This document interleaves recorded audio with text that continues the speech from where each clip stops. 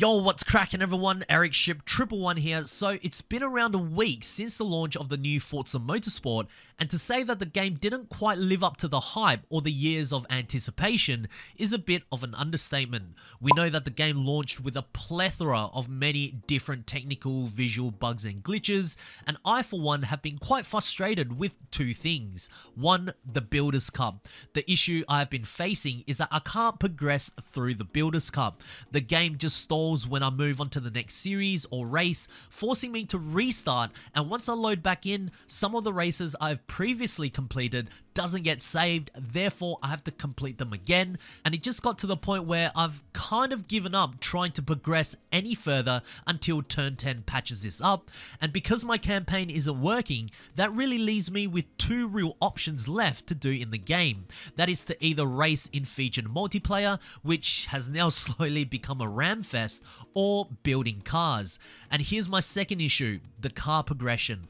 I can't just choose a car I want and begin testing out my builds immediately. I must either start by getting obliterated online or be nowhere near competitive in rivals, or just set up a race in free play, which is honestly senseless grinding. There's no form of organic progression here, and to lock upgrades like body kit presets at level 45, which if Turn 10 understood their target audience would know how much we actually love building cars, is insane. However, with all that said though, Turn 10 just dropped its first major update for the new Forza Motorsport, and I have to be honest, seeing as how buggy and terrible the state of the game was at launch, I didn't think a patch would come to us so soon, but here we are with update 1.0 already out.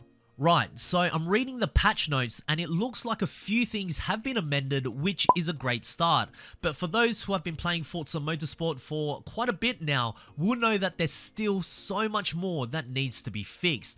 But the biggest thing that Turn 10 changed in this update is the car progression. So it reads here on the official patch notes that they have adjusted car part unlock levels to increase player upgrade options at lower car levels. Most car parts should now be unlocked within a single Builders Cup, which honestly is a big improvement, so thank you Turn 10. And the reason why is, as I said earlier, upgrading cars and unlocking all of their car parts should feel more like an organic progression. If the car you decided to choose to level up is not eligible in any of the Builders Cup series, what else are we going to do? Race in an open spec class series and get dominated, or set up a free race where we are mindlessly doing laps upon laps for around 2 to 3 hours just to reach level 50 to then only begin my full car building journey?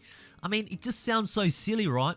But thankfully, Turn 10 did listen to our feedback and has now changed this. So to unlock every upgrade on a car now, you only have to reach a level of 25. So it's been reduced by half, and the order in which car upgrades unlock has also been changed too. So at level 1, and I'm using the Corvette E-Ray as an example here, before, instead of only having exhaust, air filter, intake, chassis reinforcement and ballast available, wheel options can now be changed right from the beginning. Tire compounds are now available at level 2 instead of 11, which is a good change, and there's a whole lot more which I'll put a side-by-side comparison on the screen to show you all the other car level upgrades that have been amended.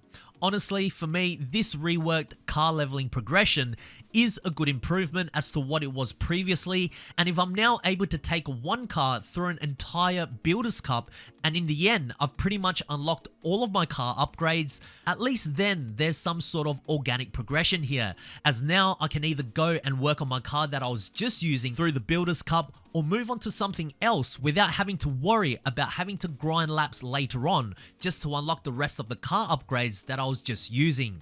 Just a side note, the total car level for each vehicle still remains at level 50, which is an interesting decision that Turn 10 decided to keep, but seeing as how everything is now unlocked at level 25, I guess once you fully upgrade and build your car and then decide to do whatever you want with it, eventually you will reach level 50, and of course in return you will earn the car affinity manufacturer discount.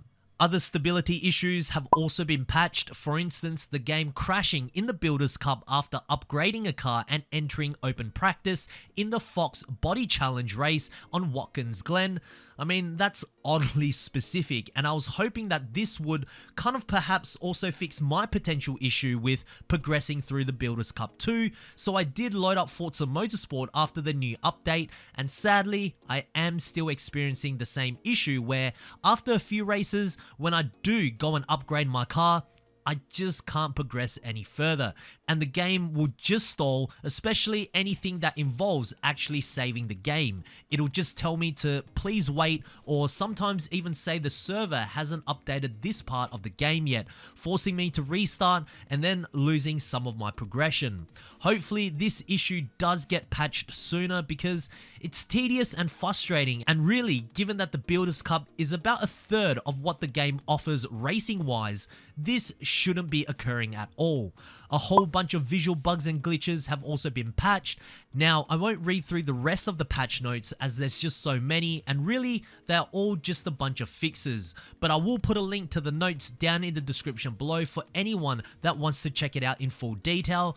But if I have to give my take on all of this, most of these issues listed in their patch notes, if the team over at Turn 10 actually played their own game before launch, they would have easily encountered and maybe perhaps even solved many of these issues that we the consumers have been facing for the past week. From losing progression or the game stalling in Builders Cup to many of the visual car bugs and glitches. If we, the players, are able to find so many within the first week of the game releasing, it's fairly obvious that very minimal playtesting was actually done prior to launch.